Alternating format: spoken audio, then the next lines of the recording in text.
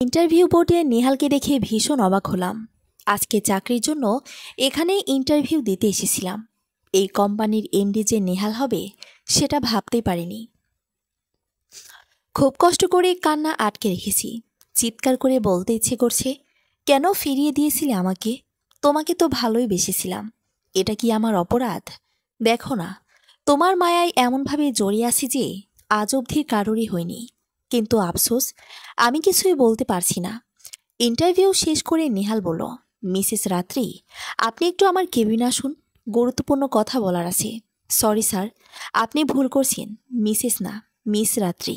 আর হ্যাঁ, আপনার সাথে আমার কোনো গুরুত্বপূর্ণ কথায় থাকতে পারে বলে তো আমার মনে হয় না।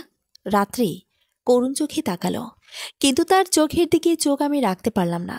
কেন যেন মনে হচ্ছে এই চোখে সে মায়া রয়েছে যা ছিল কয়েক বছর আগে। তাই চোখ নামিয়ে নিলাম। পাশ থেকে আরেকজন বলল, স্যার, আপনি কি ওনাকে ব্যক্তিগতভাবে চিনেন? হ্যাঁ, মানে না। বুঝলাম, নেহাল বিব্রতকর পরিস্থিতিতেই পড়েছে, তাই এখান থেকে যত দ্রুত সম্ভব বের হওয়াই ভালো। এক্সকিউজ মি স্যার, আমি আসি বলে নিজের ফাইলের ফিতাটা লাগিয়ে বের হতে নিলাম। নেহাল আবার রিকোয়েস্ট করলো, ফেলতে পারলাম না যেমনটা ফেলতে পারিনি 5 বছর আগে। পার্থক্য একটাই, এখনকার অনুরোধ হলো কথা বলতে চাওয়ার, আর তখনকার অনুরোধ ছিল আর যেন কথা না বলি সেটার। নেহালের পিছনে পিছনে তার কেবিনের দিকে যেতে লাগলাম। ওর কর্মী দুটা কেমন যেন সন্দেহ দৃষ্টিতে দেখলো আমাকে, কিন্তু আমার এসব নিয়ে মাথা ঘামানোর দরকার নেই। নেহালের কেবিনে, কেমন আছো রাত্রি? কেমন আছো? তুমি কি জানো না, জীবন্ত লাশ হয়ে আছি। তোমাকে ছাড়া কিভাবে আছি তা বোঝানোর ভাষা নেই আমার। তোমার কি একটুও কষ্ট হয় না আমার জন্য? এত পাষাণ কেন তুমি? যদি আমাকে ছেড়ে দিবে তাহলে সে 9 বছর আগে মিথ্যা মায়ায় কেন জড়িয়েছিলে? কিন্তু মনের কথা মনে রেখে দিলাম। জি, আমি খুব ভালোই আছি। কত বছর পর দেখা বলো? কিন্তু রাত্রি চৌধুরীর হঠাৎ চাকরির কেন প্রয়োজন? যার নিজের বাবার কোম্পানিতেই 15,000 কর্মচারী রয়েছে, সেটা আপনাকে জানাতে চাই না আমি। তুমি না জানাতে চাইলে জোর করব না, কিন্তু তুমি কি জানো, আমি তোমাকে অনেক খুঁজেছি। তোমার বাসাতে গিয়ে দেখি সেই বাসার মালিক এখন অন্য কেউ। কোনোভাবে আমি তোমাদের খোঁজ পাইনি, পাগলের মতো খুঁজেছি তোমাকে। আমি কোনো গুপ্তধন নই যে আপনি আমাকে পাগলের মতো খুঁজবেন, মিস্টার নেহাল। নেহাল মুচকে একটা হাসি দিল। এটা সাধারণ হাসি না, কেমন যেন অদ্ভুত একটা অনুভূতি আছে এই হাসিতে, যা বোঝার ক্ষমতা আমার নেই। তুমি জানো না তোমাকে কেন খুঁজেছি? আজব, আমি কিভাবে জানবো আপনি আমাকে কি জন্য খুঁজেছেন? নেহালের এই কথা বোঝার ক্ষমতা আমার নেই। নিজেই সম্পর্কের এদিকে আমার নিজেই খুঁজছে। বিষয়টা হাস্যকর। না, আমি জানি না আপনি আমাকে কেন খুঁজেছেন। আমার ইন্টারভিউ কেমন হলো আমি জানি না, তবে যদি ভালো হয় তাহলে দয়া করে আমাকে সিলেক্ট করবে না। তোমার রাগ আর অভিমান সেই আগের মতোই আছে। মনে আবারও বলে উঠল, শুধু রাগ আর অভিমান না নেহাল, আমার ভালোবাসাটা যে আগের মতোই আছে। তুমি শুধু সেটা দেখতে পাচ্ছ না। আপনি আমার এমন কেউ না যার জন্য আমার রাগ বা অভিমান কিছু থাকবে। কে, সে তো তুমি ভালোই জানো। বললাম তো জানি না। আমি এখন আসি রাত্রি। আমি জানি না কি হয়েছে তোমার সাথে, কিন্তু তুমি যেহেতু বলতে চাও না, তবে একটা কথা বলছি। তুমি যেহেতু আমার এখানে জবের জন্য এসেছিলে, জবটা আমি তোমাকে দিচ্ছি। আমি কোনো ভিখারি না যে আমার জন্য আপনারা তো দয়া দেখাতে হবে। আমার যোগ্যতায় ইনশাল্লাহ আমি অন্য অনেক জব পেয়ে যাব। আর হ্যাঁ, যদি জানতাম আপনি এখানে আছেন তাহলে আমি কোনোদিন এই অফিসের ত্রিসীমানায় পা দিতাম না। আপনার দয়া আমি চাই না। আমি এখন আসি বলে বের হতে নিলাম। নেহাল আমার হাতটা ধরে ফেল। দাঁড়াও রাত্রি, যেও না। এটা দয়া না রাত্রি। হাতটা ঝাড়া দিয়ে সরিয়ে নিলাম নেহালের হাত থেকে। এটা দয়া না তো কি মিস্টার নেহাল? আরেকটা কথা, এই যে আপনি ইন্টারভিউয়ের পর কেবিনে পার্সোনালি কথা বলছেন, এরপর যদি আমি আপনার অফিসে কাজ করি তাহলে সবাই কিভাবে বিষয়টা আমি বুঝতে পারছেন? কারো পরও আমি করি না, কিন্তু আমি করি মিস্টার নেহাল। আপনি একটা পুরুষ মানুষ, সব কিছু ফেলে দিয়ে সামনে আগাতে পারেন, কিন্তু আমি পারি না। কিছু স্মৃতি আমাকে সামনে এগিয়ে যেতে দেয় না। তাছাড়া লোকজনের কথা আমি আর শুনতে চাই না। রাত্রি, আগে এত কিছু ভেবে ফেলো না। আমি তো আছি তোমার সাথে। আমার সাথে না থেকে নিজের স্ত্রী পাশে থাকেন, তাহলে সে খুশি হবে। সেটা তো থাকবই, তোমাকেও সাহায্য করতে চাই। আমার কথা যে জবাব নেহাল দিল তাতে করে বুঝে গেছি যে তার বিয়ে হয়ে গেছে। তাহলে কেন সে আমার প্রতি একটু কেয়ার দেখাচ্ছে? আমি এখন আসি।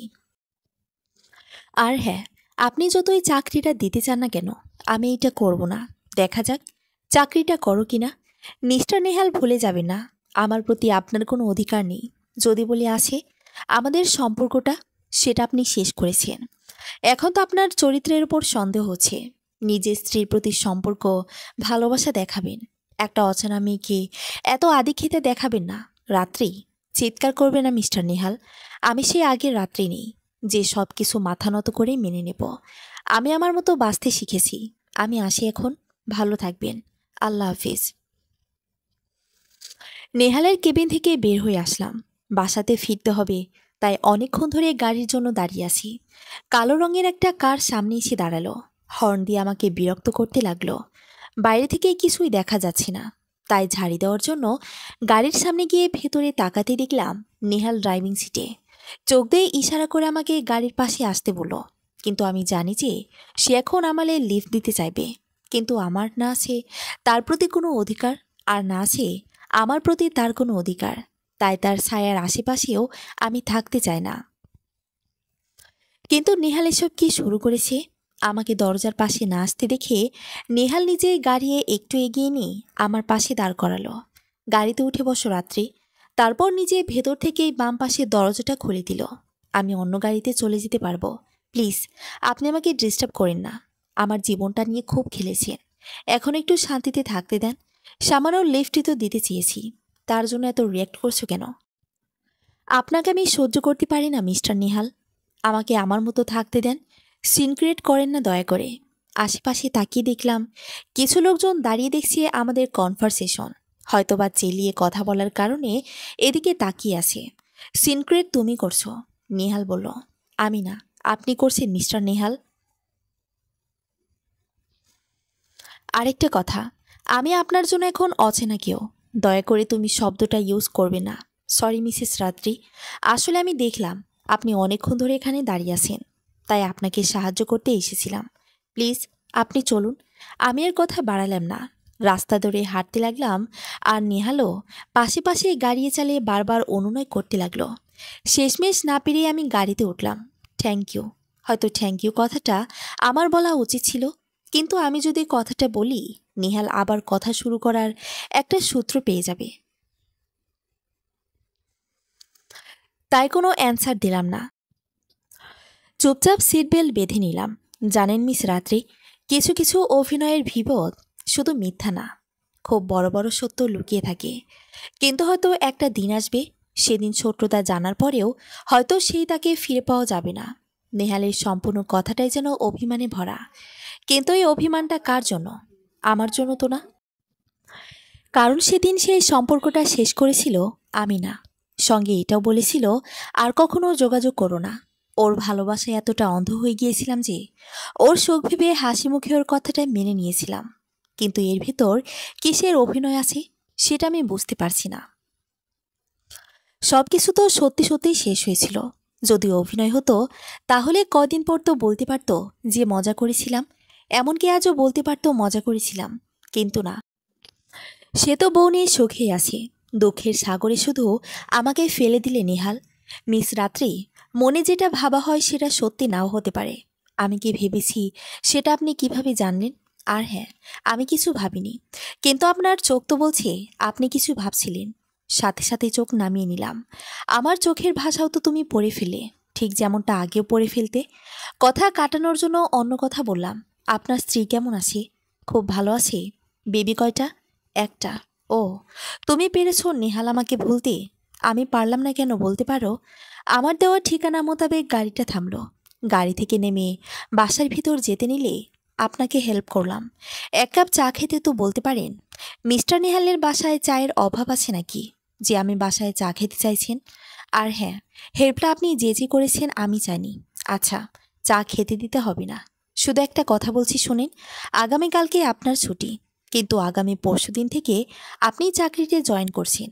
ওই হ্যালো, আমি চাকরিটা করছি না। যেভাবে হুকুমদারি করছেন যেন আপনি আমার বস। বাই। মেইন গেট আটকে দিলাম। গাড়ির শব্দ শুনে মনে হলো নেহাল চলে গেছে। কলিং বেল চাপ দিতেই মা দরজা খুলে দিল। কিরে মা, চাকরিটার কি খবর? আজকেই ইন্টারভিউ দিলাম, কিভাবে বলবো কি খবর? মা আমার কপালে হাত দিয়ে, তোর চেহারাটা এমন লাগছে কেন? আমি নেহালের কথা লুকালাম। ও কিছু না মা, খুব গরম পড়েছে তাই হয়তো একটু অন্যরকম লাগছে। কতবার বলেছি চাকরি ইন্টারভিউ দিস না, চাকরি করতে হবে না, কিন্তু কে শোনে কার কথা? আমাদের যা সেভিংস আছে তা 3 নাতি নাতনি অবধি চলে যাবে। আর হ্যাঁ, নিজের গাড়ি নিয়ে যাসনি কেন? কিন্তু আমি মধ্যবিত্ত লাইফ হতে চাই মা, দেখতে চাই এই লাইফে কত কষ্ট। নিজের ভালোবাসাকে ভুলে থাকা যায় কিনা। কান্না করে ফেললাম। মা আমাকে বুকে জড়িয়ে নিল। যে মানুষটা তোর জীবন থেকে চলে গেছে তার জন্য আর কত কষ্ট পাবি?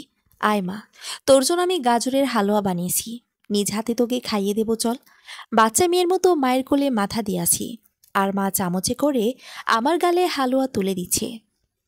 রাতে ঘরে শুয়ে আসি, কোনো কিছু পড়ার শব্দে ঘুম ভাঙল। এই রাতে মা কি রান্নাঘর থেকে বের হয়েছে?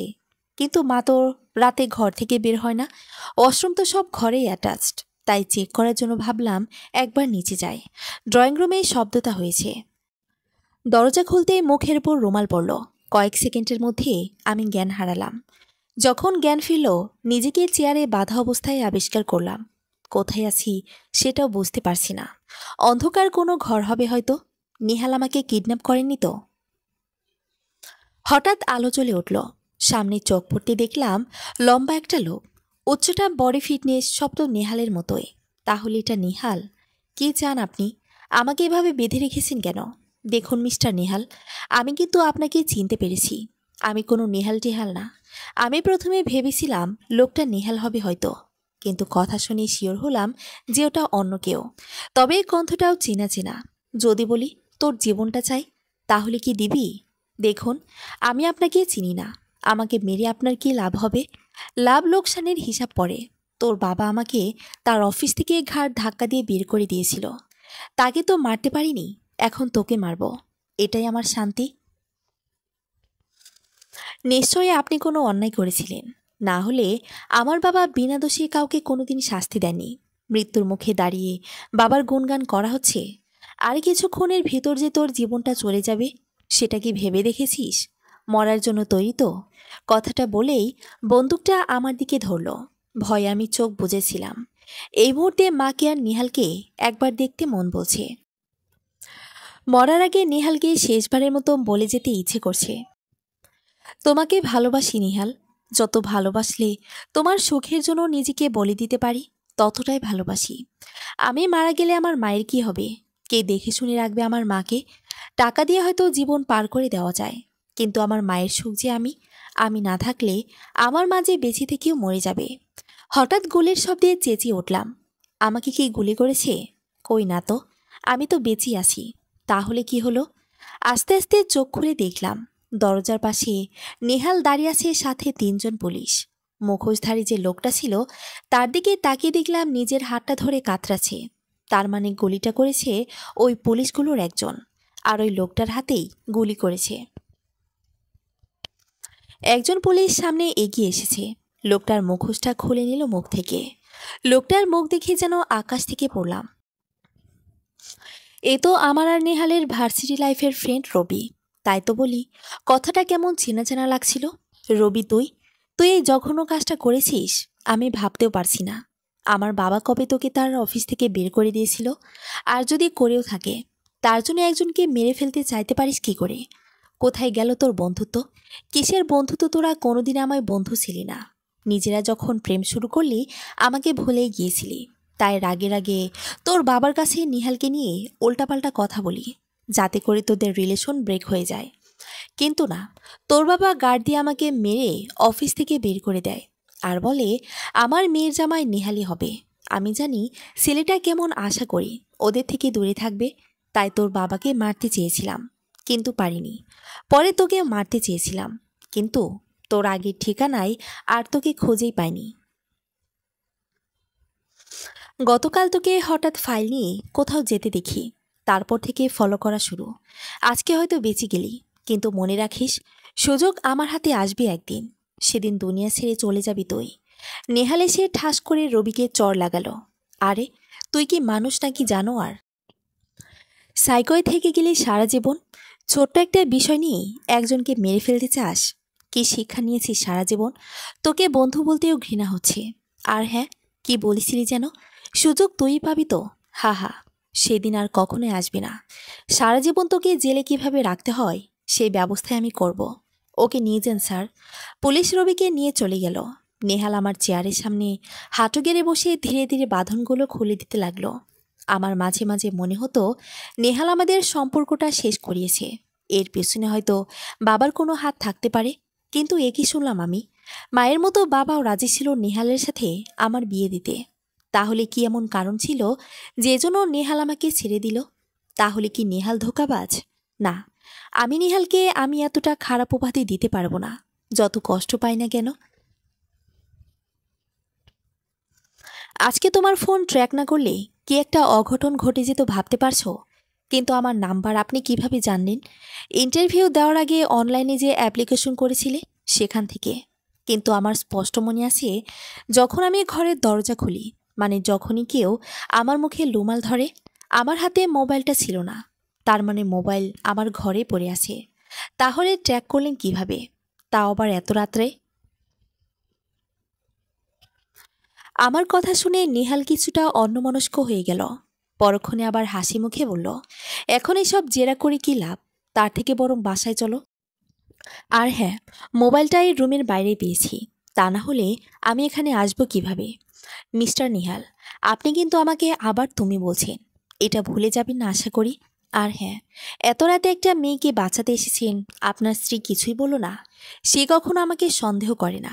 আমার প্রতি তার অগাধ বিশ্বাস। বাহ নেহাল, বাহ! কিভাবে পারো? আমার সামনে জোর গলায় নিজের স্ত্রীর প্রশংসা করছো যে? তাকে করা তোমার এই প্রশংসা আমার এই ছোট্ট হৃদয়টাকে যে ক্ষত বিক্ষত করে দিচ্ছে, সেটা কি তুমি দেখতে পাচ্ছ না? তোমাকে তো অভিনয় জগতে যাওয়া উচিত ছিল। ভাবনা থেকে বের হয়ে চলো। সরি, চলেন বাসায় যাওয়া যাক। আমি একলা চলে যেতে পারবো।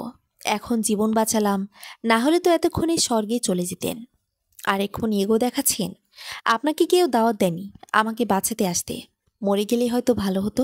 রাত্রি, নেহাল, তুমি আমার দিকে এই করুণ দৃষ্টিতে তাকিও না। আমি যে নিজেকে ঠিক রাখতে পারি না। তোমার বুকে ঝাঁপিয়ে পড়তে মন বলে, কিন্তু আফসোস, দেখো, তুমি অন্য কারো স্বামী। তোমার সংসার আছে, আছে একটা মেয়েও আছে।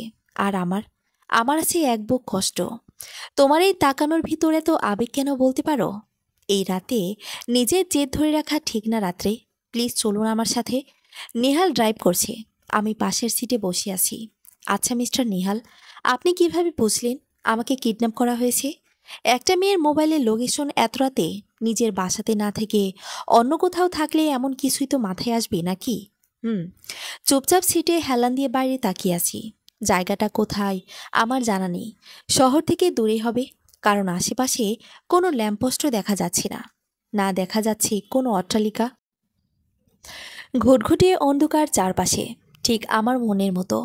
খুব জানতে ইচ্ছে করছে নিহালের মেয়ের নামটা কি। তাই লজ্জা, রাগ, অভিমান লুকিয়ে রেখে জিজ্ঞাসা করলাম, আপনার মেয়ের নামটা কি জানতে পারি? হ্যাঁ নিশ্চয়ই, রোহিণী। কাউকে কথা দিয়েছিল যে আমাদের মেয়ের নাম হবে রোহিণী। তাই ওটাই ফিক্সড আছে এখনও। এখনও ফিক্সড আছে মানে পরে আবার পাল্টে দিবেন নাকি? না, ও কিছু না। আপনি বুঝবেন না মিস রাত্রি। এখন নিজেকে খুব শক্ত মনে হচ্ছে। না হলে নেহালের সন্তানের কথা শুনে কষ্ট হচ্ছে ঠিকই, কিন্তু নিজেকে ঠিক রাখতে পেরেছি। রোহিণী, কথাটা ছিল আমার আর তোমার ভালোবাসার প্রতীকটার নাম হবে রোহিণী। তুমি তো রোহিণীকে পেয়েছই, পেলাম না আমি? না, তোমাকে আর না আমাদের ভালোবাসার চিহ্নকে। নেহাল বাসার সামনে আমাকে নামিয়ে দিল, সাথে নিজেও নামল। কলিং বেল চাপতেই সাথে সাথে দরজা খুলে দিল মা। আমাকে জড়িয়ে ধরে হাউমাউ করে কাঁদতে লাগলো। পাশে নেহাল ছিল, এটা মা খেয়ালই করেনি। মারে, কি হয়েছিল? কিছু পড়ার শব্দ শুনে বাইরে বের হই। একটু দেরিতে বের হয়েছিলাম, কিন্তু বের হয়ে দেখি তোর ঘরের দরজা খোলা। গিয়ে তোকে পাইনি, আশেপাশে কোথাও খুঁজে পাইনি তোকে। কোথায় গিয়েছিলি মা?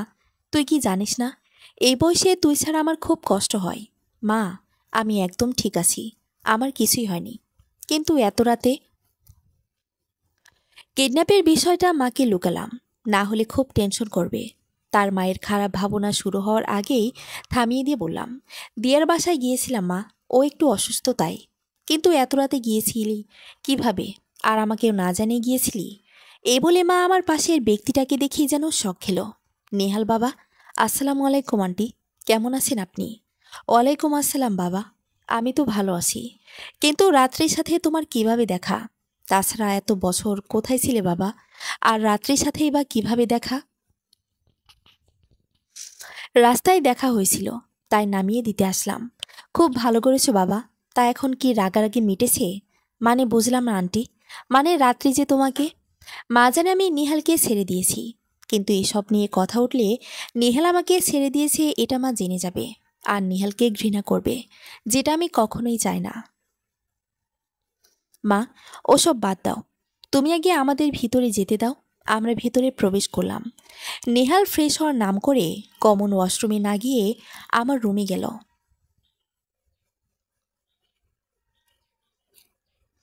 মাকে জিজ্ঞাসা করতে মা আমার রুম দেখিয়ে দিয়েছিল। তুমি জানো না মা, তোমার মেয়ের জন্য তুমি যাকে রাজপুত্র বলতে, সে রাজপুত্রের মনের ঘরে অন্য কেউ বাস করে। শুধু মনের ঘরে না, নিজের থাকার ঘরেও অন্য কেউ থাকে। হবেই তো, নিজের দোষে সব হারালি। হুম। কিছুক্ষণের ভিতর নেহাল ফিরে এলো। ও রাত্রি, আপনার ফোনটা দিতেই ভুলে গিয়েছিলাম, এই নিন। আপনি বলতে শুনে মা বলল, কী ব্যাপার নেহাল, তুমি রাত্রিকে আপনি বলে কথা বলছো কেন? আপনার মেয়ে চায় না আন্টি যে আমি ওকে তুমি বলি। জানেন মিস্টার নেহাল, সব কিছুর একটা এক্সপায়ারি ডেট আছে। তেমন আপনার তুমি ডাকেরও ডেট ওভার হয়ে গেছে অনেক আগে। যাই হোক, আপনি আর মা কথা বলুন, আমি ফ্রেশ হয়ে আসি। ফোনটা নেহালের হাত থেকে নিয়ে ঘরে গেলাম। ফ্রেশ হয়ে ড্রয়িং রুমের দিকে গেলাম। মা আর নেহাল গল্প করছে। নেহালের হাতে কফি, কফিতে চুমুক দিচ্ছে, আর মায়ের সাথে নিজের জীবনের চড়াই উতরাইয়ের গল্প করছে। ভাগ্য ভালো যে আমাদের সম্পর্ক শেষ কিভাবে হয়েছিল সেটা বলেনি, না হলে থাক, আর বলতে পারছি না। কথাবার্তা শেষে নেহাল চলে যেতে চাইল, কিন্তু অনেক রাত হয়ে যাওয়ায় মা যেতে দিতে চাচ্ছিল না। রাতটা এখানে কাটিয়ে যাওয়ার জন্য বলছিল, কিন্তু নেহাল বলল যে তাকে এখন যেতে হবে। বাসা থেকে নাকি টেক্সট মেসেজ এসেছে, তিতলির শরীরটা খারাপ। 1 বছর বয়স তো ওর মা একা দেখাশোনা করতে পারবে না। আমাকে এখন ফিরতে হবে। আন্টি, আপনি আমার ফোন নাম্বারটা রাখুন, যে কোনো প্রয়োজনে কল দিবেন দয়া করে। কিন্তু এত রাতে তোমাকে ছাড়তে আমার মনটা ভালো বলছি না। সমস্যা না থাকলে আমি চলে থেকেই যেতাম, কিন্তু এই অবস্থায় আমার যেতেই হবে। আজকে আসি, আবার দেখা হবে ইনশাল্লাহ। নেহাল বিদায় নিল, কিন্তু আমার মাথায় কিছুই ঢুকলো না। নেহালের মেয়ের নাম রোহিণী হলে এই তিতলিটা আবার কে? কতবার বলেছিলাম তোকে যে ছেলেটাকে ছেড়ে দিস না, পরে পস্তাবি। এখন তো ওর কাছে ফিরে যাওয়ার কোনো পথও খোলা নেই। মা, আমার ঘুম লাগছে, আমি ঘুমাতে গেলাম। তুমিও ঘুমিয়ে পড়ো। দাঁত অবেক হয়েছে।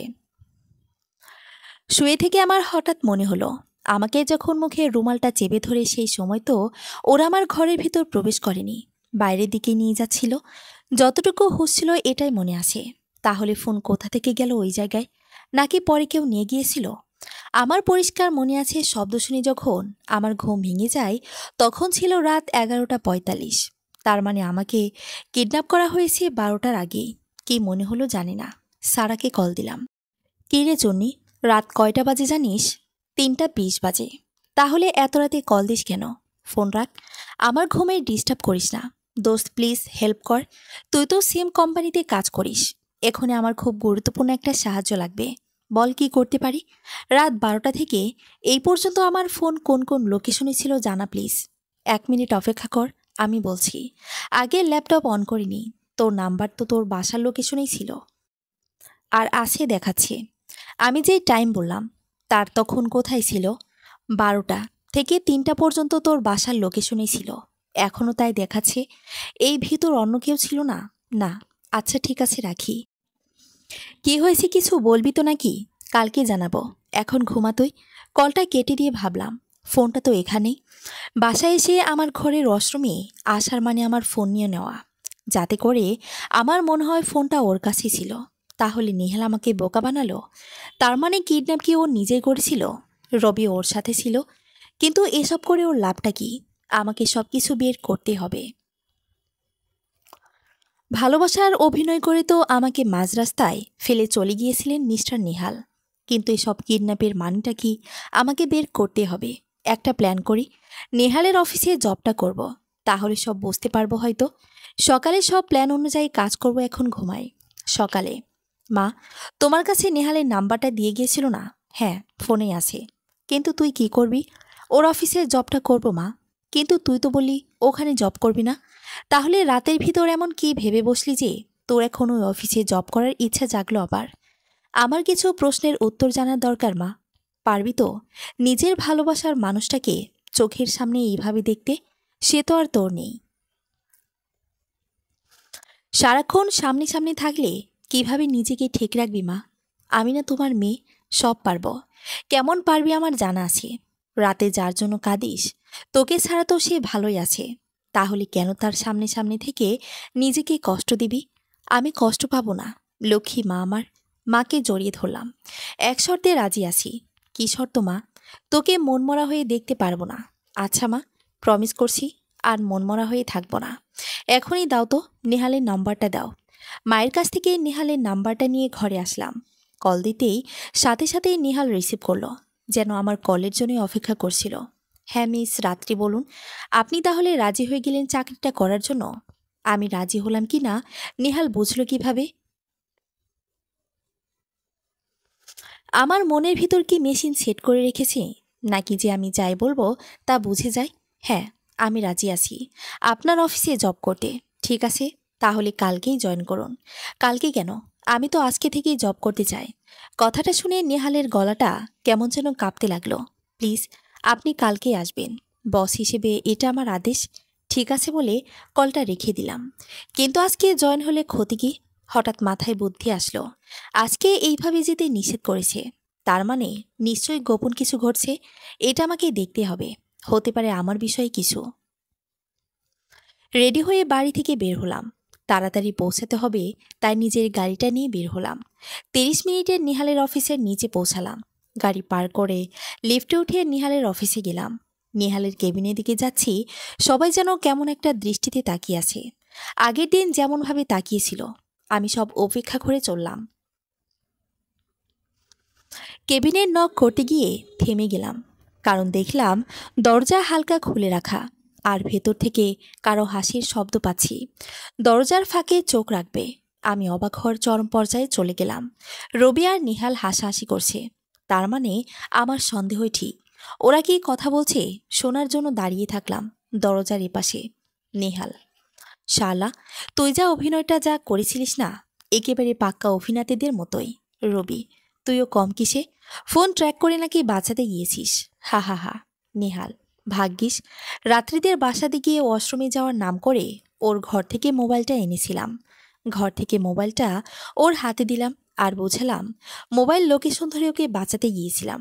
কিন্তু ওর মাথায় এটাই ঢুকলো না যে একজন কিভাবে কিডন্যাপ করবে। হা হা হা। দরজা ঠেলে ভেতরে প্রবেশ করলাম, হাততালি দিলাম। দুজনে আমাকে দেখে যেন আকাশ থেকে পড়ল। নেহাল, রাত্রি আপনি? হ্যাঁ মিস্টার নেহাল, আমি। কাল রাতে সন্দেহ হয়েছিল কিডন্যাপের বিষয়ে, তাই আমার এক বান্ধবী সারাকে কল দিয়ে আমার ফোনের এক্সট্রাক্ট লোকেশন জানতে পেরেছিলাম। আর এখন আপনাদের দেখেই বোঝাই গেল আপনারা এক একটা অভিনেতা, পাক্কা অভিনেতা। আরেকটু বাকি আছে মিস রাত্রি, এখন সেটাও দেখবেন। এই বলে দুজন মিলে জোর করে আমাকে চেয়ার বসিয়ে দিয়ে একজন দরজা আটকে দিল। আমি চিল্লাতে থাকি, কিন্তু বাড়ির লোকজনের কোনো রিয়াকশনই দেখলাম না। তার মানে রুমটা সাউন্ড প্রুফ। একটা অভিনয় বাকি আছে। সরি সরি, অভিনয় না, সত্যটা বাকি আছে। দেখুন তো, এটা আপনার ঘর কিনা? কম্পিউটার স্ক্রিনে দেখালো আপনার মোবাইল আনার সময় একটা রিমোট কন্ট্রোল বোম লাগিয়ে এসেছিলাম। আর এই ক্যামেরাটাও। এতটা নিচে কিভাবে নামতে পারেন মিস্টার নিহাল? আরও একটু নিচে নামবো। এখন আজকে এই মুহূর্তে আমাকে বিয়ে করতে হবে, না হলে এই রিমোটটার বাটনে একটা প্রেস করলেই আপনার মা দুনিয়া থেকে চলে যাবে। হা হা হা। মাকে হারালে কাকে নিয়ে থাকবো? এবার খুব ভয় পেলাম। দেখুন মিস্টার নেহাল, আপনি তো বিবাহিত, তাহলে এমন কেন করছেন আমার সাথে? কে বলেছে আমি বিবাহিত? আপনি নিজেই বলেছেন। আমি কখনো বলিনি। আপনি আগ বাড়িয়ে আমার বউ আছে করেছেন। তাহলে কালকে একটা মেয়ের নাম করলেন, সেটাকে? হা হা, ওটা রবির মেয়ে। আমি আর রবি এক বাসাতেই থাকি। আমি আপনাকে আর ভালোবাসি না, প্লিজ আমাকে ছেড়ে দিন। আপনাকে ছেড়ে দিলে যে আমাকে রিমোটটা বাটনটা প্রেস করতে হবে? না, আপনি আমার মায়ের কিছু করবেন না। আমি বিয়েতে রাজি। রবি একটা পেপার বের করে দিল আর বলল, এটাই সাইন করে দিতে। আমি কাপা হাতে সাইন করলাম। তারপর নেহালও সাইন করলো। রবি, নে, তোরা এবার আইন অনুযায়ী স্বামী স্ত্রী। এবার ধর্মীয় রীতিতে বিয়েটা হলেও সব কাজ শেষ। নেহালের প্রতি ঘৃণা জন্মে গেল। সমস্ত ভালোবাসা আজকে শেষ হয়ে গেল।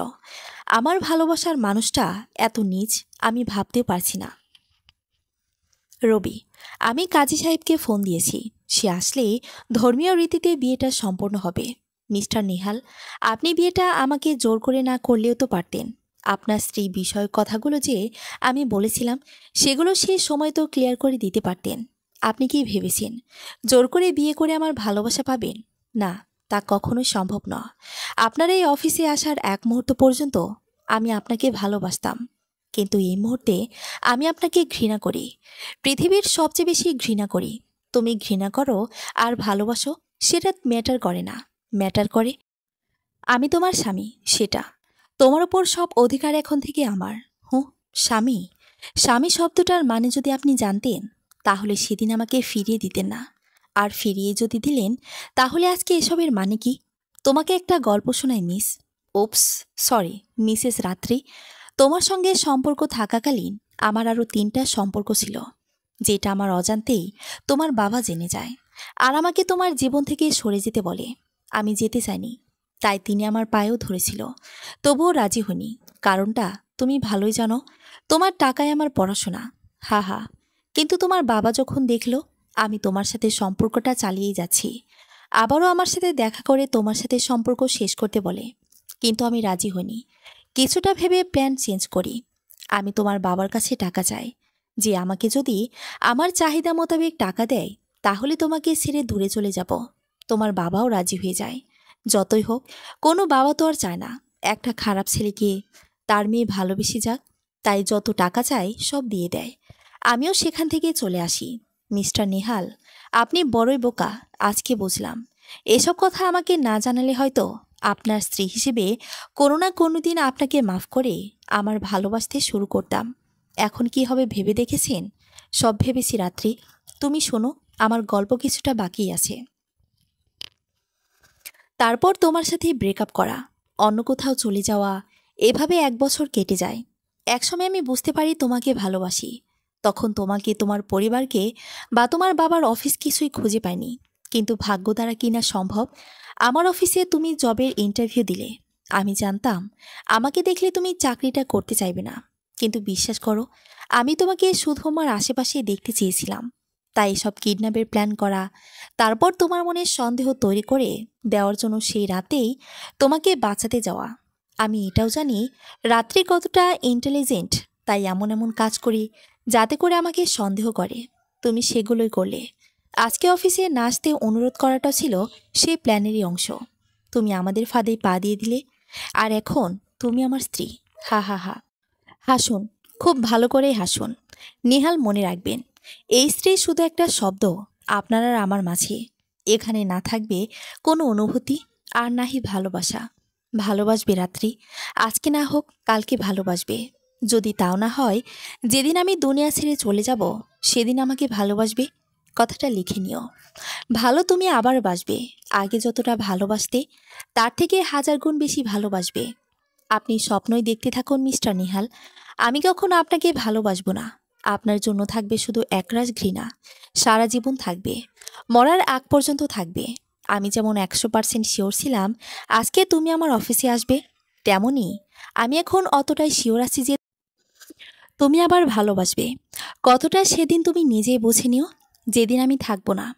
এ কথার মাঝখানে কাজে চলে আসলো। ধর্মীয় রীতিমতো আমাদের বিয়ে সম্পন্ন হলো। ঘৃণা থাকা সত্ত্বেও বিয়েটা করতে হলো, শুধুমাত্র মাকে হারানোর ভয়ে।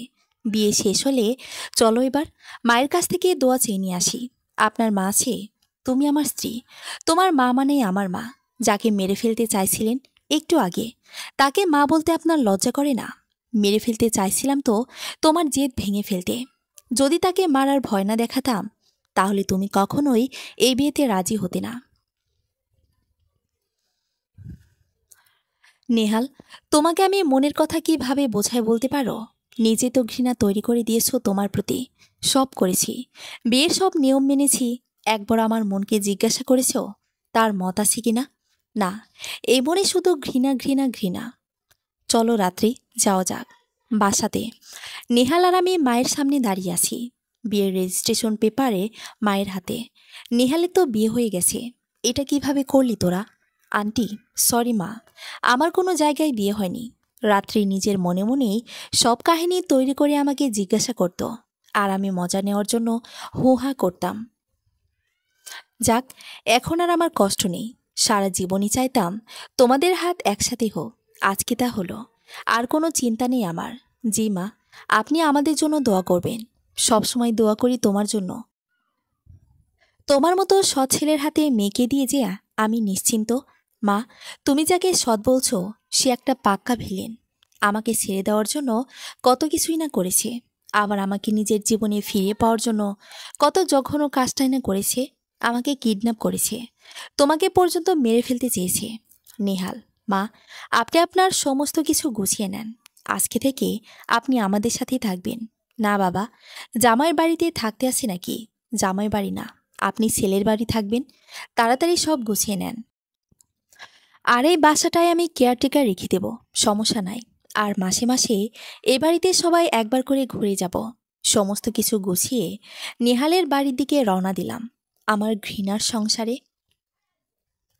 নেহালের বাড়িতে কলিং বেল বাজানোর সাথে সাথেই একজন মেয়ে দরজা খুলে দিল।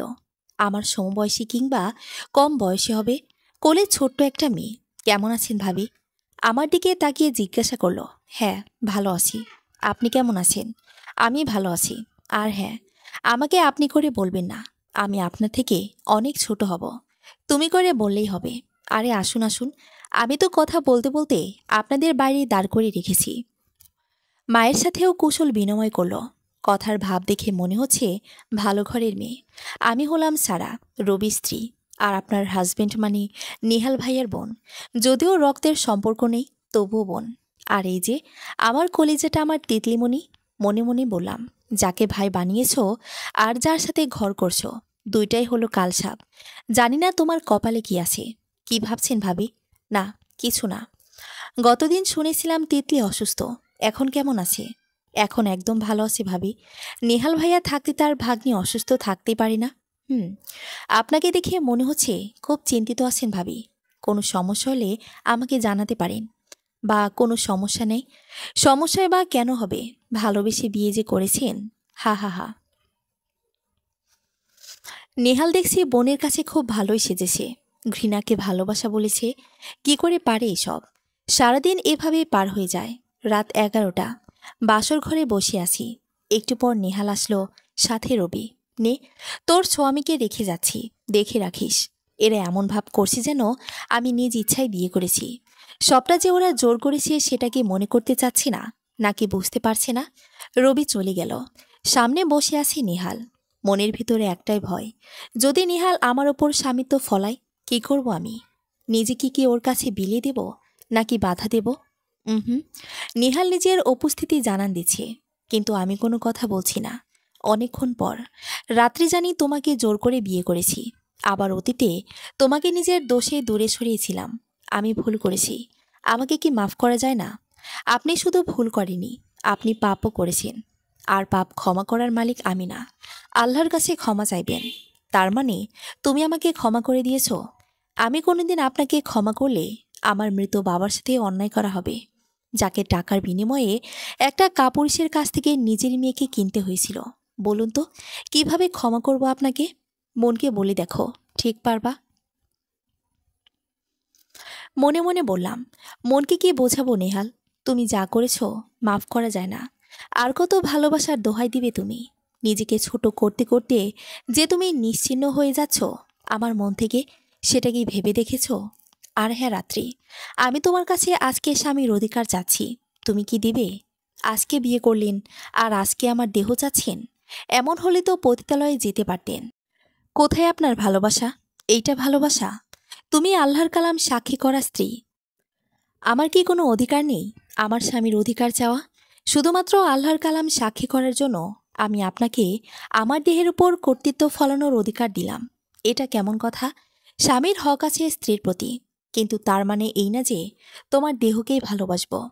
আমি যেহেতু আপনার স্ত্রী, আমার প্রতি আপনার অধিকার আছে। নেহাল আমাকে জড়িয়ে নিল নিজের সাথে, আমিও নেহালের সাথে নিজেকে জড়ালাম। এ কেমন ভালোবাসা? যাকে ভালোবাসলাম সে ছেড়ে চলে গেল, আবার যখন ফিরে এলো তার প্রতি ঘৃণা ভরে উঠল মনে।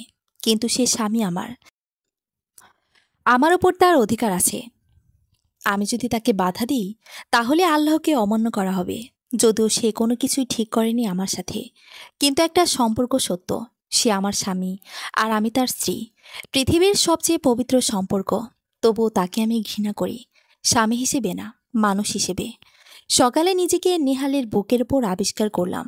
মানুষটা এখনও ঘুমিয়ে আছে, কি নিষ্পাপ দেখাচ্ছে মুখটা। একবার শুয়ে দিতে ইচ্ছে করছে, কিন্তু নিজেকে ওর কাছে বিলিয়ে দিয়েও আজ যেন আমি দোটানায় পড়ে আছি, ভালোবাসার ঘৃণার। মন বলছে আবার ভালোবাসতে, কিন্তু মস্তিষ্ক বলছে ঘৃণা করতে। সত্যি আমি দোটানায় পড়ে আছি, ঠিক যেন একটা গোলক ধাঁধা যার কোনো শেষ বা শুরু নেই। আছে শুধু দোদুল্যমান একটা মন, যে আমার ইচ্ছা বা নিজের ইচ্ছেই থামতে পারছে না। নেহালের চোখ মিলে তাকানোর আগেই আমি নিজেকে সরিয়ে ওয়াশরুমের দিকে চলে গেলাম। শাওয়ার নিয়ে বের হয়ে দেখলাম নেহাল এখনও শুয়ে আছে। আমি বারান্দায় গেলাম, ইজি চেয়ারে বসে আছি। আল্লাহর কাছে আমি সাহায্য চাচ্ছি। দৈমনা হয়ে কিভাবে থাকব? নিজেকে মাঝে মাঝে অসহায় মনে হচ্ছে। আমাকে কিছু একটা স্থির করতে হবে, ভালোবাসা বা ঘৃণা। যদিও ভালোবাসার কারণ খুবই কম, সে তুলনায় ঘৃণা করাটা বেশি যুক্তিযুক্ত। তবু তাকে একবার সুযোগ দিতে মন বলছে। 3 মাস পর আজও সেই দোটানায় আছি, কিন্তু এভাবে আর চলা সম্ভব না। এবার মন বা মস্তিষ্ক কোনো একটাকে জয়ী হতেই হবে, না হলে আমি পাগল হয়ে যাব হয়তো। সকাল থেকে দুপুর পর্যন্ত শুয়ে আছি, পেটটাও খানিকটা বড় হয়েছে। পেটের বাবুটা কেমন আছে? নেহাল আর আমার বাসরাতের কাছাকাছি আসার আল্লাহর দেওয়া উপহার হয়তো। তারপর থেকে তার সাথে না বলেছি নিজ ইচ্ছায় কথা, না তাকে বলার সুযোগ দিয়েছি। কিন্তু আমি এই ঝামেলা শেষ করতে চাই। মা অনেকবার খাওয়ার জন্য ডেকে গিয়েছে, কিন্তু আমার দেহ চলছে না আজকে। মা এসে আমাকে খাইয়ে দিল। এভাবে তোকে শুয়ে থাকতে দেখে আমার আর ভালো লাগছে না মা। চল, তোকে নিয়ে ডাক্তারের কাছে যাই। কিন্তু মা, তুমি নিজেও সুস্থ নেও। নেহাল আসলে না হয় ওকে বলবো। তুই বলবি নেহালকে? এটা আমি বিশ্বাস করব? নিজে মরে পড়ে থাকবি, তবুও বলতে চাইবি না যে তোর সমস্যা হচ্ছে। কিন্তু মা, কোনো কিন্তু না, চল আমার সাথে। মায়ের সাথে হাসপাতালের উদ্দেশ্যে রওনা দিলাম। হাসপাতালে ওয়েটিং রুমে বসে আছি। হঠাৎ নেহালকে দেখলাম একটা মেয়েকে কোলে নিয়ে দ্রুত পায়ে হেঁটে আসে। এই দৃশ্যটা কোনো স্ত্রীর জন্যই সহ্যের বাইরে। তবুও ধৈর্য ধরলাম, এই ভেবে যে হয়তো অপরিচিত কাউকে সাহায্য করছে। ট্রলিতে মেয়েটিকে শুয়ে দিল, আর সাথে সাথে দৌড়াতে লাগলো ট্রলির সাথে। এত কিছু ঘটছে, কিন্তু নেহাল আমাদের দিকে খেয়াল করেনি। ডাক্তার ওকে জিজ্ঞাসা করলো যে মেয়েটা ওর কী হয়, বউ বা বোন। কিছু একটা বলল মনে হলো, কিন্তু মস্তিষ্ক বউ হিসেবে এই কথাটা ধরে নিল। এটা কিভাবে সম্ভব? নেহালের আরেকটা বউ আছে। একটা মানুষ এতটা প্রতারক কিভাবে হতে পারে? ওর আরেকটা বউ আছে, এটা জেনে যে নিজেকে শেষ করে দিতে ইচ্ছে করছে। মাথাটা ভনভন করছে। তারপর কি হলো কিছু মনে নেই। যখন চোখ মেললাম, নিজেকে হাসপাতালের কেবিনে আবিষ্কার করি। পাশে মা আর নেহালকে দেখলাম। আমার মন আর মস্তিষ্কে 3 মাসের যুদ্ধে অবশেষে মস্তিষ্কই জিতে গেল। তার মানে ঘৃণা জিতে গেল ভালোবাসার কাছে। এই ঘৃণা আর কোনোদিন হয়তো ভালোবাসায় বদলাবে না। এই মুহূর্তে কোনো সিনক্রেট করতে চায় না, তাই চুপচাপ থেকে গেলাম। ডাক্তার চেক আপ করে সবাইকে দুশ্চিন্তা করতে নিষেধ করলো, কারণ এই অবস্থা একটু অস্বস্তি, একটু অসুখ হবে। বাসায় এসে সারার সাথে দেখা করে তিতলিকে একটু আদর করে ঘরে চলে আসলাম। আজকে থেকে আর নেহালের সাথে এক বিছানায় একই ঘরে শুয়ে থাকা অসম্ভব। তাই নিজের জিনিসপত্র গোছগাছ করে পাশের ঘরে চলে যাব। সম্ভব হলেই বাসা ছেড়ে চলে যেতাম, কিন্তু মায়ের জন্য পারি না। যদি নেহাল মায়ের কোনো ক্ষতি করে? কি করছো রাত্রি? সবকিছু পাশের ঘরে নিয়ে যাচ্ছ নাকি? আমরা কি আজকে থেকে পাশের ঘরে শোবো? আপনি না মিস্টার নেহাল, আমি একাই থাকবো। কিন্তু আমার অপরাধটা কি জানতে পারি? এক বউ বাসায় রেখে আরেক বউ বাইরে রাখা হয়, তাহলে কেন আপনার সাথে থাকবো? আপনি তো কুকুরি থেকেও জঘন্য মানুষ। আমি করলামটা কি? হাসপাতালে আপনার আরেক বউকে না দেখলাম, বুঝতামই না যে আপনার চরিত্র আসলে খারাপ। তুমি ভুল বুঝছো রাত্রি। মেয়েটা আমার বউ হবে কেন? ও তো আমার বোন সারা। যেমন আমার বোন সেও তেমন। নিজের রক্ত দিয়ে আমার জীবন বাঁচিয়েছিল একদিন। সেই থেকেই বোন। নেহালের এসব কথা যেন আমার বিশ্বাসই হলো না। মনে হলো যেন আবারও কোনো মিথ্যা বলছে। তাই ওর কোনো কথায় কান্না দিয়ে নিজের কাজে মন দিলাম। দেখলো কাজ হচ্ছে না, তাই আমার হাত ধরল। আমি এক ঝটকা মেরে নিজের হাত ছাড়িয়ে নিলাম। আপনি আমার গায়ে হাত দিলে মনে হয় যেন আগুন লাগিয়ে দিই, না হয় সেই অংশটা কেটে ফেলি। রাত্রি, এত বড় কথা বলো না প্লিজ। আমি কখন আর তোমাকে জোর করব না। প্লিজ, তুমি আমার বাড়ি ছেড়ে কোথাও যেও না। আমি মারা গেলে চলে যেও, কেউ আটকাবে না। সেই দিন নেহালের কথাটা বিশ্বাস না করাটাই ছিল আমার জীবনের চরম ভুল। 4 বছর পর আজও আলাদা ঘরে আমাদের রাত কাটে। মেয়েটা বারবার বাবার কাছে যেতে চায়, কিন্তু আমি যেতে দিই না। তবুও বাবা থেকে মেয়ে আলাদা রাখতে পারা কি আমার সাধ্য? চুপি চুপি বাবা মেয়ের খুনসুটি চলেই থাকে, তবে আমার চোখ ফাঁকি দিতে পারে না। মেয়েকে নিজের কাছে নিয়ে চলে আসি, আর নিহাল করুণ চোখে তাকিয়ে থাকে, যার অর্থ আমার মেয়েকে কিছুটা ভালোবাসতে দাও। ও তো আমার অংশ, আমার থেকে আলাদা রেখো না। আমার মেয়ে খুশি আছে না আমি, আর না তুমি। তবে কেন এই রাগ, কেন এই অভিমান? নেহালের এই করুণ চোখের ভাষা আর দেখতে মন বলে না। একদিন বিকেলে মেয়েকে নিয়ে শুয়ে আছি। নেহাল ঘরে প্রবেশ করে খাটের পাশে হাঁটু গেড়ে বসে আমাকে ধীর গলায় ডাকল, রাত্রি, এই রাত্রি। শুনছি জরুরি মিটিংয়ের জন্য চট্টগ্রাম যেতে হচ্ছে। সে তো প্রতি মাসে যেয়ে থাকেন, তাহলে এখন বলার মানে নেই কোনো। তোমার কাছে না থাকতে পারে, কিন্তু আমার কাছে আছে। জি বলুন। প্রতিবার যাই কিছু মনে হয় না, কিন্তু এবার কেন জানি মনে হচ্ছে এটাই তোমার আমার শেষ দেখা। নেহালের কথা শুনে হৃদয়টা ধক করে উঠল। ঘৃণার আড়ালের ভালোবাসাটা দেখাতে চায় না, তবে সে আমার জীবন থেকে হারিয়ে যাক এটা কখনোই চায়নি। দূরে থাকি, তবুও সে থাকুক আমার জীবনে, কোনো মায়ায়, কোনো পবিত্র বন্ধনে। প্রতিবার যাই কিছু মনে হয় না, কিন্তু এবার কেন জানি মনে হচ্ছে এটাই তোমার আমার শেষ দেখা। নেহালের কথা শুনে হৃদয়টা ধক করে উঠল। ঘৃণার আড়ালের ভালোবাসাটা দেখাতে চায় না, তবে সে আমার জীবন থেকে হারিয়ে যাক এটা কখনোই চায়নি। দূরে থাকি, তবুও সে থাকুক আমার জীবনে, কোনো মায়ায়, কোনো পবিত্র বন্ধনে। আমাকে চুপ থাকতে দেখে নেহাল বলল, কিছু বলছো না যে? কি উত্তর দেব আমার জানা নেই, কিন্তু আপনার সাথে এটাই শেষ দেখা, এটা আপনি কি ভেবে বলছেন? যদি আমি মারা যাই? কথাটা শুনে চোখ দিয়ে টপ টপ করে পানি পড়তে লাগলো। যারে ঘৃণা করি সে আমার স্বামী। আমি তো ঘৃণা করি, তাহলে কেন এই ধরনের কথায় আমার বুক ফেটে কান্না আসছে? আমাকে ঘৃণা করো, তাহলে আমার মরার কথা শুনে কেন কান্না করবা? কে বলেছে আপনার মরার কথা শুনে কান্না করছি? বুঝেছি, ভাঙবা, তবুও মচকাবে না। ঠিক আছে থাকো, আমি গেলাম। মেয়েটার কপালে চুমু খেয়ে বের হয়ে গেল। আমি মনে প্রাণে চাই নেহালের কিছু না হোক। এ কেমন ঘৃণা আমি নিজেও জানি না। 1 ঘন্টা পর মায়ের কোলে মাথা রেখে শুয়ে আছি। মেয়েটা পাশেই ঘুমাচ্ছে। মা মাথায় হাত বুলিয়ে দিচ্ছে। আমাকে মারার হুমকি দিয়ে নিহাল তোকে বিয়ে করেছে, বল মা। না মা, এটা তুমি কি বলছো? এমন জঘন্য কাজও কোনোদিন করতেই পারে না, কিন্তু সেই কাজটাই যে নিহাল করেছে। মায়ের কথা শুনে সারা শরীর দরদর করে ঘামতে লাগলো। নিহাল খারাপ এতদিন শুধু আমি জানতাম, এখন তো মাও জেনে গেল। অবশ্য আলাদা ঘরে থাকা আর আলাদা কজ দিয়েছিলাম, কিন্তু এখন আমি কি বলবো কিছু বুঝতে পারছি না। আল্লাহ একই বিপদে ফেললে তুমি। না মানে মা, সব কিছুর পেছনে কারণ থাকে মা। নেহাল এমন কে চরিত্র যা চাদরে ঢেকে রাখা, কিন্তু তুই তো চাদর খুলেই দেখিসনি। তাহলে জানবি কি সত্যটা আর কি মিথ্যাটা? তোমার কোনো কথাই আমি বুঝতে পারছি না মা। এই ডায়েরিটা পড়। ডায়েরির উপরে খুব সুন্দর করে লেখা রয়েছে, এক জীবনে শুধু তুমি। আমাদের প্রেম চলাকালীন সময়ে নেহাল বারবার বলতো এই কথাটা, আর এটা বলতো, তোমার আমার প্রেম কথা ডায়েরিতে লিপিবদ্ধ করে রাখি। ডায়েরির একটা নামও দিয়েছি, এক জীবনে শুধু তুমি। এটা তো নেহালের ডায়েরি মা। অবাক চোখে মাকে জিজ্ঞাসা করলাম, হ্যাঁ নেহালের ডায়েরি, স্টোররুমে পেলাম, পড়ে দেখ। আচ্ছা, তুমি একটু তোমার নাতিকে দেখো। আমি ওই রুমে গেলাম। প্রথম পৃষ্ঠা, আমার জীবনের আলো আমার ভালোবাসা রাত্রিকে পেয়েছি। ও আমাকে ভালোবাসে এটা প্রথম শুনলাম। এত সুখে যে মরে যেতে ইচ্ছে করছে। আমাকে ডিরেক্ট প্রপোজ করতে বলেছে বান্ধবী দিয়ে। দ্বিতীয় পৃষ্ঠা। আজকে থেকে রাত্রি আমার। আমাদের জীবনে ভালোবাসাময় সাজাতে চাই। আমার এক জীবনে শুধু তোমাকেই চাই রাত্রি। তোমার সাথে পথ চলা শুরু হলো, সারা জীবন চলতে চাই, একসাথেই মরতে চাই।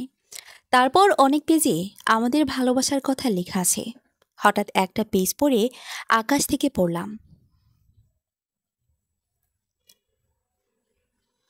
রাত্রির বাবা টাকা দিয়ে আমাকে রাত্রির কাছ থেকে সরাতে চায়। কিন্তু আমি বলে দিয়েছি, এক জীবনে শুধু রাত্রিকেই ভালোবেসেছি। যদি আমি বেঁচে থাকি তাহলে রাত্রিকেই ভালোবাসবো। কিন্তু উনি আমাকে অবাক করে দিয়ে বলে, তোমার ভালোবাসার এতটাই জোর? ঠিক আছে, আমি তাহলে রাত্রিকেই মেরে ফেলবো। দেখব কেমনে থাকো এক জীবনে একসাথে তোমরা। বাবার মুখে মেয়েকে মেরে ফেলার কথা শুনে বিশ্বাস হচ্ছিল না, কিন্তু আমাকে আবারও অবাক করে দিয়ে উনি বললেন, নিজের বাবার ভাইকে মেরে বিজনেসটা নিজের করেছি, তাহলে মেয়েকে কেন মারতে পারবো না? এবার সত্যি আমি ভয় পেয়ে যাই, যে নিজের বাবা ভাইকে মারতে পারে সে মেয়েকে কেন মারতে পারবে না? অবশ্যই পারবে। তাই আমি বললাম, আপনার মেয়েকে ভালোবাসি, তার মানে তার ভালো চাই। আপনি দয়া করে কিছু করবেন না, ওকে আমি অনেক দূরে চলে যাব। পরের পৃষ্ঠা। আজকে রাত্রির সাথে সম্পর্ক শেষ করলাম। রাত্রি একটা কথাই বলেছিল, আচ্ছা, কিন্তু একবার ইচ্ছে করছিল, যেও না রাত্রি, তুমি ছাড়া আমি অপূর্ণ। এক জীবনে তোমাকে ছাড়া কিভাবে থাকব? তোমার বাবাই এতিমের সাথে কোনোদিন বিয়ে দেবে না, তাই এই সম্পর্কের রীতি টানতে হলো। কিন্তু নিয়তি আমাকে বেঁধে রেখেছে। আমার এখন চিৎকার করে কাঁদতে ইচ্ছে করছে। আমার বাবার কথা কোনোদিন নিহাল বলেওনি। কেমন মানুষ তুমি? তার মানে কি কিডন্যাপ, মাকে মেরে ফেলতে চাও কোনো নাটক? আগ্রহ নিয়ে আরও পড়তে লাগলাম। আমাকে সব জানতে হবে। হ্যাঁ, সব নেহালের নাটক ছিল। নিজেকে খারাপ বানিয়ে আমার বাবাকে আমার চোখে খারাপ করেনি। জবাই করা মুরগির মতো ছটফট করছি। আমার কান্না শুনে সারা রবিয়ার মা চলে আসে। আমার ছটফটানি কেউ থামাতে পারছে না।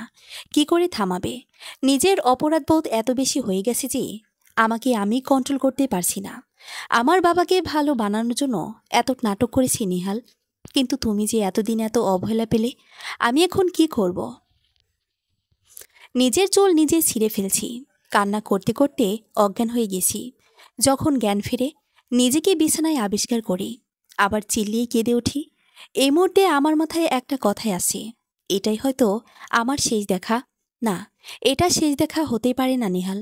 তোমার পা ধরে ক্ষমা চাওয়ার সুযোগটা না দিয়ে কোথাও যেতে পারো না তুমি। তুই শান্ত হ রাত্রি। রবি, কিভাবে শান্ত হব বলতে পারিস? যাকে এক আকাশ ভালোবাসা উচিত ছিল তাকে ঘৃণা করে গেছি। কিভাবে শান্ত হব? তুমি শান্ত হও, আমি দেখছি। কেন তোরা বলিসনি এসব? আমার বাবাকে ভালো বানিয়ে রাখার জন্য হাসপাতালের সেই মেয়েটাকে কেন বাড়ি আনিনি, যাতে আমি ওকে আরও ঘৃণা করি, বাবাকে নিয়ে না ভাবি? কিন্তু দেখো না, আজকে সত্য গোপন নয়। ওকে ডাক না হলে আমার নিঃশ্বাস বন্ধ হয়ে আসে। তুই ঠান্ডা হ, আমি কল দিচ্ছি। তারপর রবি নিহালকে কল দিল, কিন্তু ও রিসিভ করলো না। আমার কল দিল, কাকে জানি না। হোয়াট কি বলছিনি সব? এটা কখনো হতে পারে না। রবি কল করে কথাগুলো বলল। কি হয়েছে রবি? আমি জিজ্ঞাসা করলাম কান্না করতে করতে।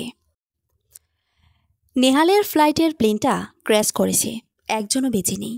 আমি পাগলের মতো কান্না করতে লাগি, ছটফটিয়ে উঠি আবার।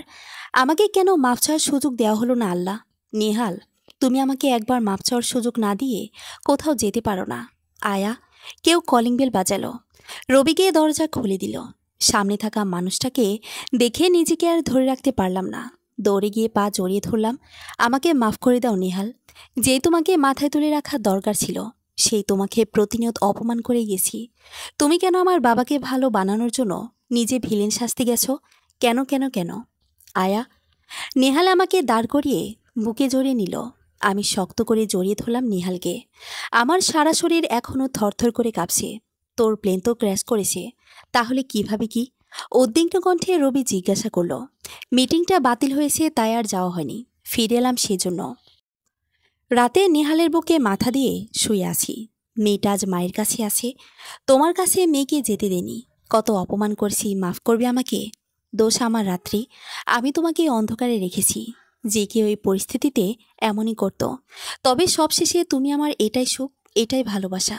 এখন বলো তো, আমার হৃস্পন্দন কি বলছে? এক জীবনে শুধুই তুমি। ভালোবাসি। সমাপ্ত। সবাইকে ঈদ মোবারক। ধন্যবাদ।